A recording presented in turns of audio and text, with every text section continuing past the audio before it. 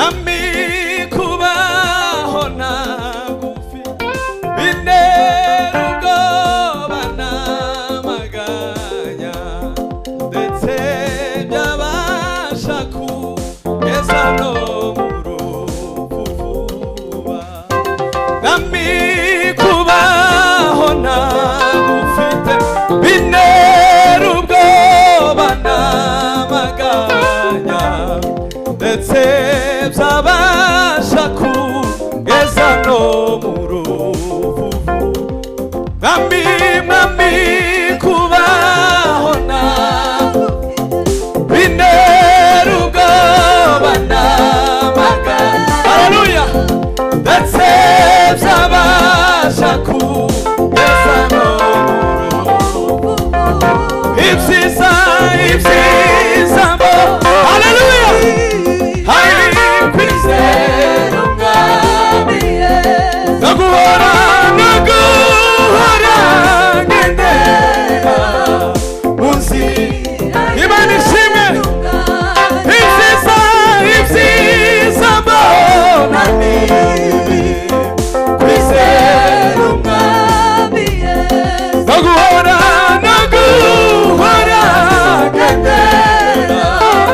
munzira yenuka nawe yemeye ku haleluya ndetse no kunyobora neza amesha no kwishima vuba mu mahoro nawe yemeye kujyanira ndetse no kunyobora neza amesha no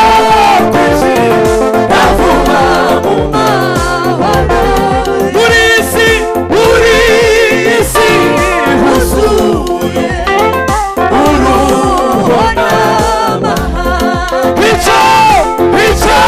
keneye cyose simera ko nkibona ariko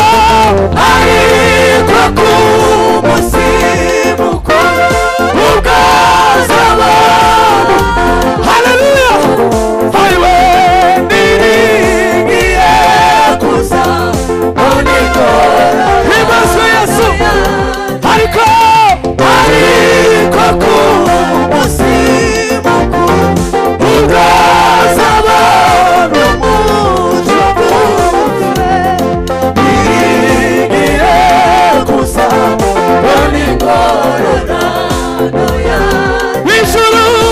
ijuru sizabona amazima y'ukuri n'icyo zahabu haleluya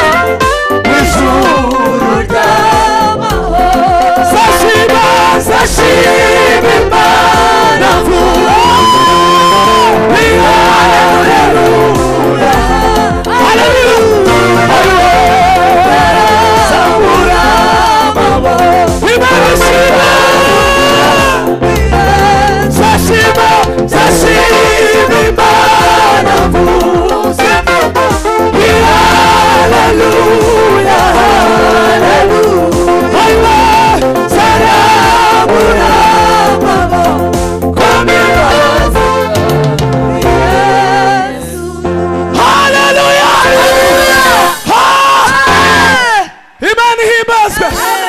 tuzamura ibiganza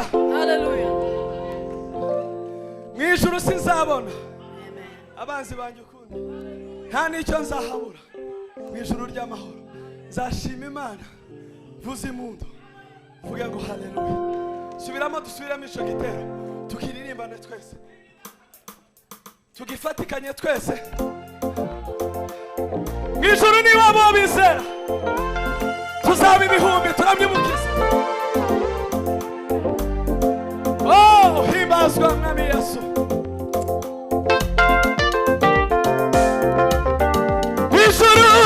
ijuru sizabona abazima y'ukuri n'icyo zahabura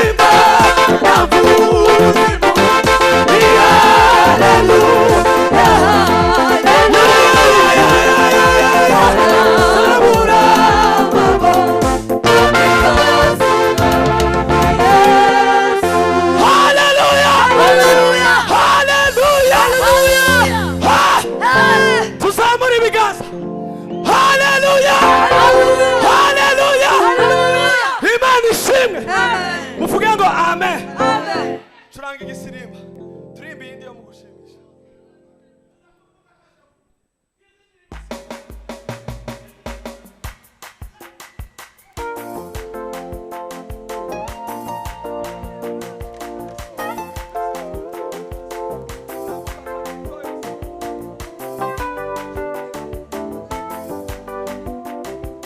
Mutabazi wacu Yesu we twese tuguhimbaze. Ni wowe